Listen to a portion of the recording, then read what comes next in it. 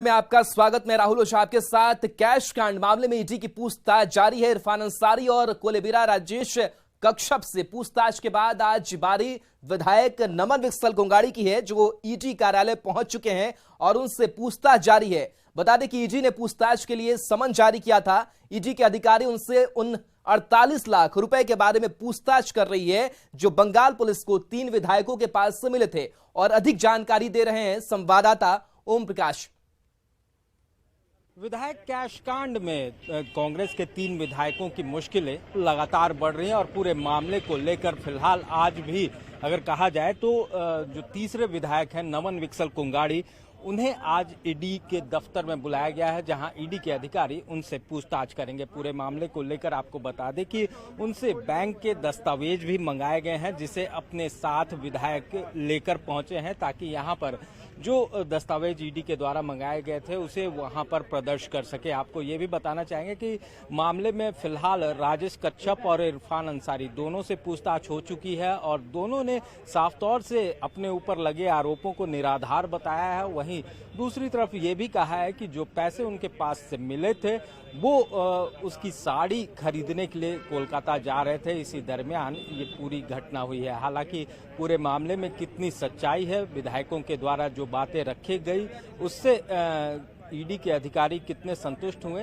ये तो आने वाला वक्त ही बताएगा। लेकिन जिस तरह से इस पूरे मामले में छानबीन चल रही है उससे ये बात तो तय है कि जल्द ही इस पूरे मामले का पटाक्षेप होने की उम्मीद है। कैमरामैन प्रभाकर के साथ ओम प्रकाश, न्यूज़ 18 रांची।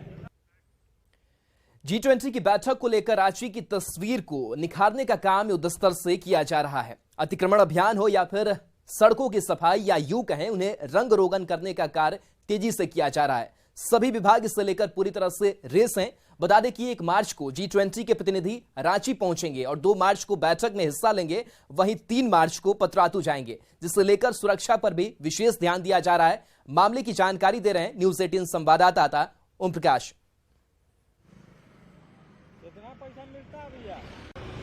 G20 के बैठक को लेकर राजधानी रांची को एक नया रंग रूप देने की तैयारी जो है वो की जा रही है। आपको बता दें कि हर चौक चौराहे को या फिर रास्ते पे जिस रास्ते से तमाम जो डेलीगेट्स हैं वो जाएंगे, उन रास्ते को चमकाने का काम जो है वो किया जा रहा है। जो G20 सम्मेलन होना है रांची में, उसकी तैयारी पूरी जोरों शोरों से चल रही है और हमें जो दिशा निर्देश जो मिला है निगम की तरफ से, वरीय पदाधिकारी की तरफ से, उसका हम लोग पालन कर रहे हैं। और कुछ रोड पे जो कब्जा किए हुए हैं उनको सारे को हम लोग कुछ दिन पहले वार्निंग किया था, उनको 4 दिन पहले अनाउंसमेंट भी किया था। जो हटा लिए स्वतः बहुत अच्छा, जो नहीं हटाया है उनके ऊपर हम लोग कार्रवाई कर रहे हैं। जो अतिक्रमण का अभियान है वो भी बदस्तूर चलाया जा रहा है ताकि किसी भी तरह से रांची की जो सुंदरता है उसे निखार कर लाया जा सके, क्योंकि एक अंतर्राष्ट्रीय मंच का आयोजन रांची में होना है, जिसे लेकर तमाम जो तैयारियां हैं सभी विभाग के द्वारा की जा रही है। और इसी फहरिस्त में नगर निगम हो या फिर जिला प्रशासन हो या फिर साफ तौर से कहें कि जो पुलिस प्रशासन हो, पूरी तरह से मुस्तैद नजर आ रहा है। और उसी की जो तस्वीर है इन दिनों राजधानी रांची में देखने को मिल रही है। कैमरामैन प्रभाकर के साथ ओम प्रकाश, न्यूज़ 18 रांची।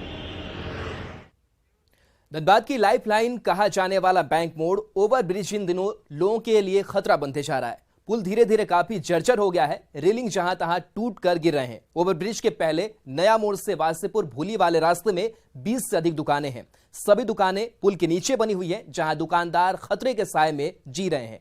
उनके सिर पर मौत मंडरा रहा है। दहशत के कारण दुकानदार हेलमेट लगाकर दुकानदारी कर रहे हैं। दुकानदारों ने सरकार से अपील की है कि जितनी जल्दी हो सके पुल की मरम्मती कराई जाए। बीते रविवार को ब्रिज का ऊपरी जर्जर हिस्सा क्षतिग्रस्त होकर नीचे गिर गया था, जिसमें कई दुकानदार बाल बाल बचे थे। दुकानदारों का कहना है कि ऐसे हादसे यहां अक्सर होते रहते हैं।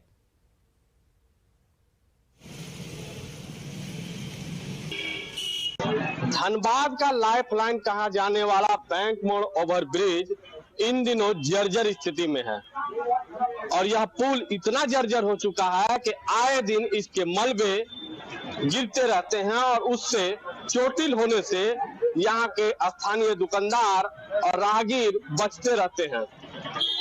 रविवार को एक ऐसी घटना हुई थी जिसमें एक बड़ा चट्टान इसी स्थान पर गिरा था जिसमें यहाँ पर कुछ लोग बच गए थे, साथ ही साथ एक बुजुर्ग व्यक्ति भी इस चट्टान के गिरने से बचे थे।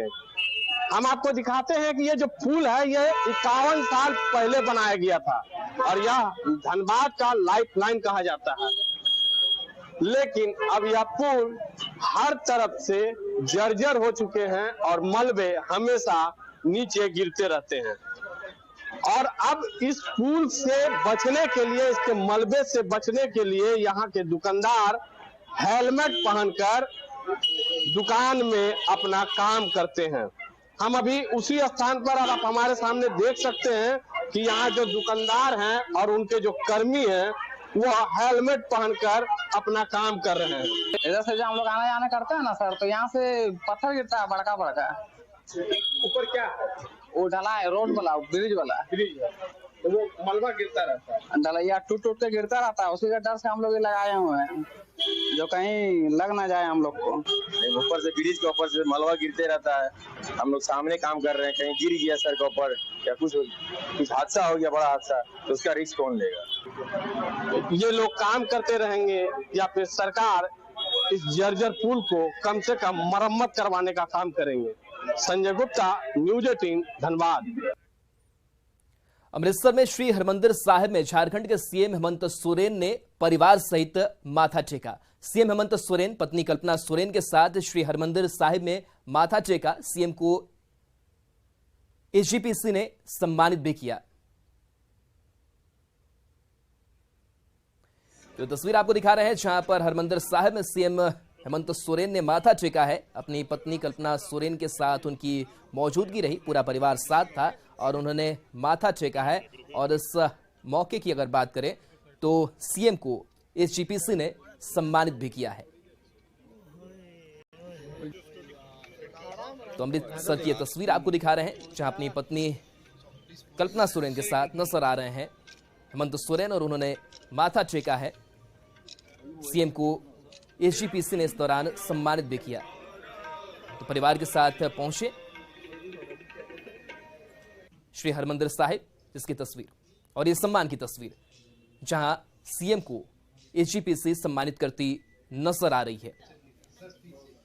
तो काफी अहम दौरा अमृतसर का, और इस दौरान अमृतसर में श्री हरमंदिर साहिब में झारखंड के सीएम हेमंत सोरेन ने परिवार सहित माथा टेका है। सीएम हेमंत सोरेन पत्नी कल्पना सोरेन के साथ श्री हरमंदिर साहिब में माथा उन्होंने टेका, जिसकी तस्वीर आपको दिखा रहे हैं। और साथ ही साथ एक सम्मान की भी तस्वीर सामने आई है। सम्मानित हुए हैं मुख्यमंत्री हेमंत सोरेन। सीएम को एसजीपीसी ने सम्मानित किया है।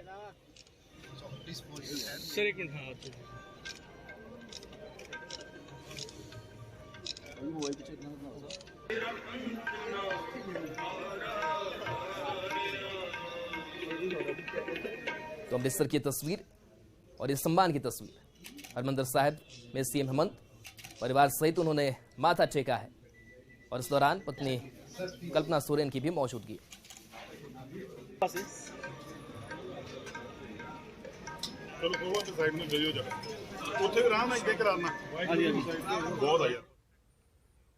बढ़ेंगे आगे। गढ़वा के नगर उटारी का भवनाथपुर मोड़ उस वक्त रण क्षेत्र में तब्दील हो गया जब महिला सहायता समूह की महिलाएं समूह लोन को लेकर आपस में भिड़ गई। मामला केतार प्रखंड के बिचडी स्थित महिला स्वयं सहायता समूह से जुड़ा है। समूह की महिलाओं ने बहियार गांव की महिला सुमित्री देवी को पकड़कर भवनाथपुर फाइनेंस कंपनी के ब्रांच ले जा रही थी। इसी दौरान भवनाथपुर मोड़ के पास सुमित्री देवी इन लोगों से खुद को छुड़ाकर भागने लगी, जिसके बाद सुमित्री देवी महिला और समूह के महिलाओं के साथ मारपीट होने लगी।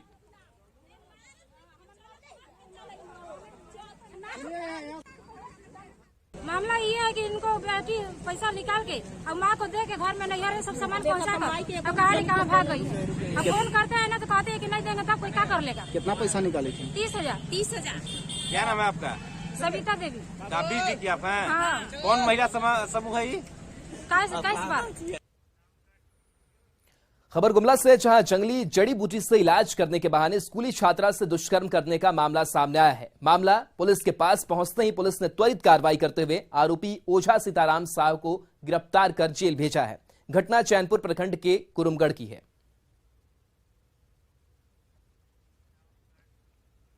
गोड्डा के पोड़ैयाहाट प्रखंड के NKHS+2 स्कूल में लाखों के कंप्यूटर उपकरण की चोरी हो गई है। स्कूल के शिक्षकों की माने तो उस कंप्यूटर की कीमत लगभग 50 लाख है। कंप्यूटर के साथ इन्वर्टर, बैटरी और राउटर पर भी चोरों ने हाथ साफ कर दिया। बता दें कि इससे पहले भी ज्ञानोदय के तहत जो LED और बैटरी दी गई थी वह भी चोरी हो गई थी। चोरी की घटना से छात्रों में आक्रोश है और अधिक जानकारी दे रहे हैं सहयोगी गौरव झा।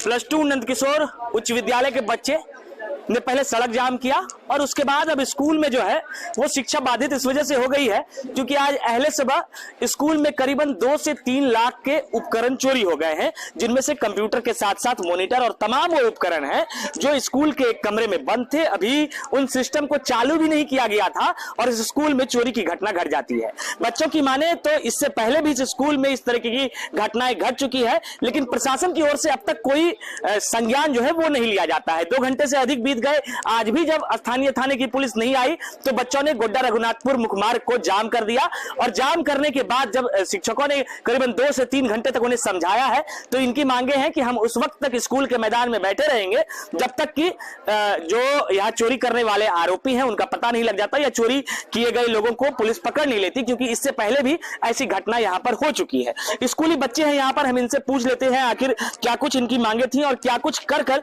ये सड़क पर बैठे थे। सबसे पहले क्या नाम हुआ बाबू आपका? लक्ष्मी कुमारी। कौन से क्लास में है? 10th। क्या चोरी हुआ है स्कूल से? मतलब कंप्यूटर।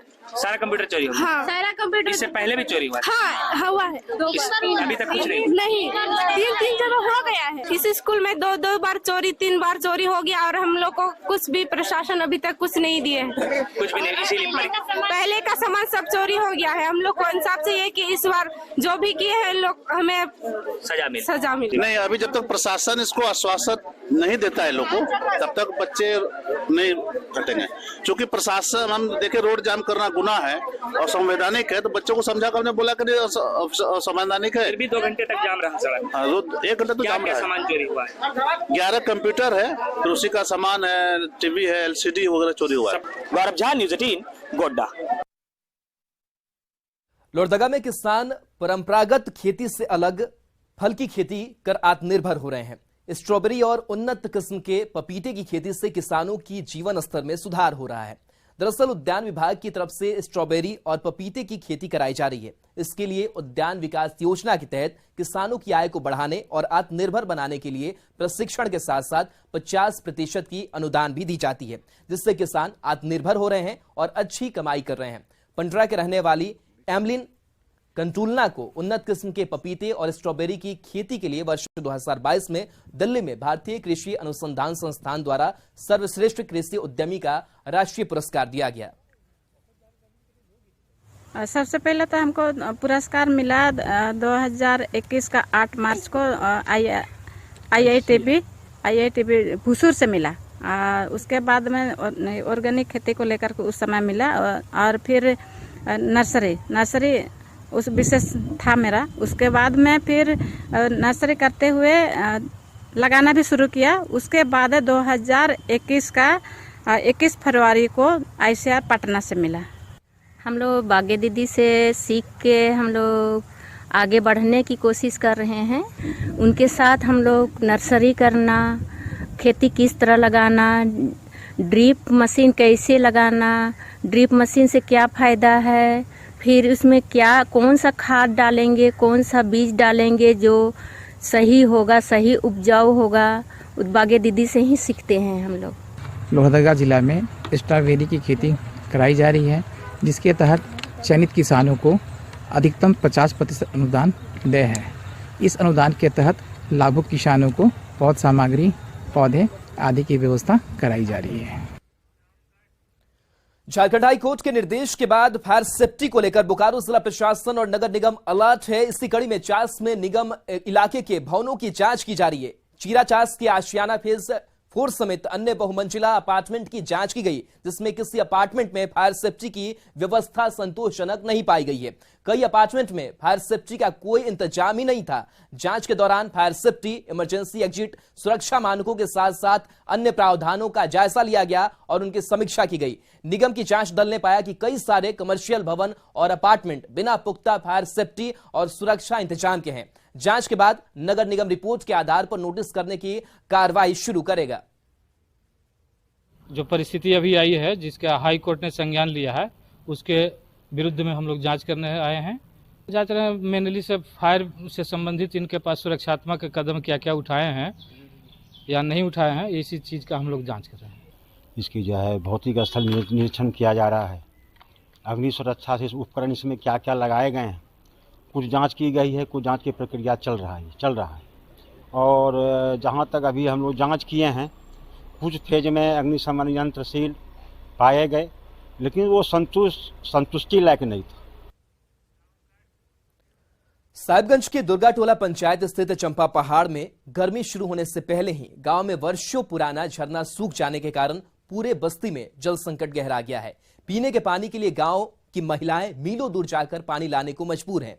बस्ती में तो चापाकल है, ना ही कुआं है। इन सभी समस्याओं से जूझने के कारण पूरे पंचायत से सैकड़ों की आबादी जिला समाहरणालय पहुंचकर अपनी समस्याओं से डीसी को अवगत कराया। वहीं डीसी ने पेयजल एवं स्वच्छता विभाग के कार्यपालक पदाधिकारी को तुरंत तलब किया। 24 घंटे के अंदर पेयजल की व्यवस्था बस्ती में मुहैया कराने का निर्देश दिया।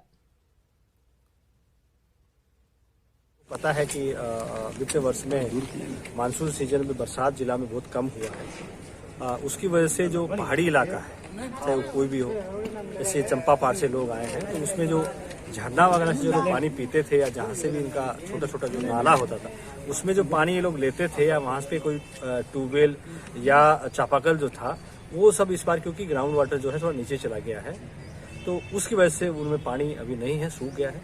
तो हम लोगों ने पहले भी दिशा की बैठक में भी ये चीज़ हमने उठाई थी और हम लोग इस पे वृहद पैमाने पे एक प्लान बनाएंगे, जिससे कि जो पहाड़ पे जो लोग बसे हुए हैं उनको सही समय पीने का पानी और नहाने धोने का जो डोमेस्टिक यूज पानी है वो मिल सके। तो कुछ चंपा पहाड़ का रहने वाला है सर, हम पहाड़िया है, हम लोग वहाँ का निवासी है। हम लोग का जो है ना पूर्व से ही हम लोग का झरना कुआं का पानी हम लोग पीते आ रहे हैं। हम लोग का कोई चापाकल और कोई पानी टैंकी हम लोग अभी तक नहीं किया पहाड़ में, चंपा पहाड़ में नहीं।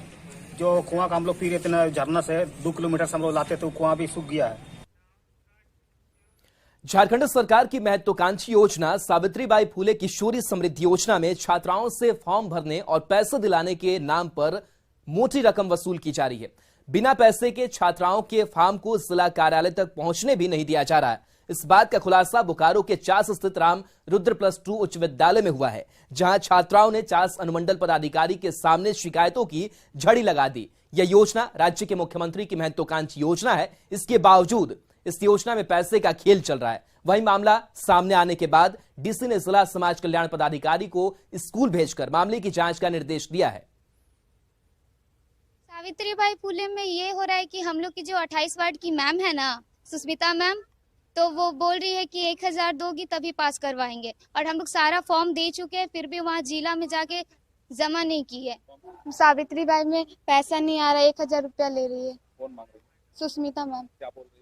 कि 1000 देगी तभी पैसा पास होगा। 8वीं कक्षा से 12वीं कक्षा तक सरकारी विद्यालयों में पढ़ रही हैं, उनको हम लोग छात्रवृत्ति देना चाह रहे हैं। और इस स्कीम के अंदर ये खुलासा मीडिया के थ्रू हमें पता चला कि कई आंगनवाड़ी सेविकाओं ने इनके अंदर कहीं कुछ पैसे लेकर उनसे फॉर्म भरवाए हैं, और अभी इस स्टेज पे भी कई लोगों के फॉर्म्स डिस्पोज नहीं किए। जो बच्चे पैसा नहीं दे पाए उनके फॉर्म्स डिस्पोज भी नहीं हुए। और इसके साथ झारखंड में इतना ही, और एक नजर हेडलाइंस पर। Headlines presented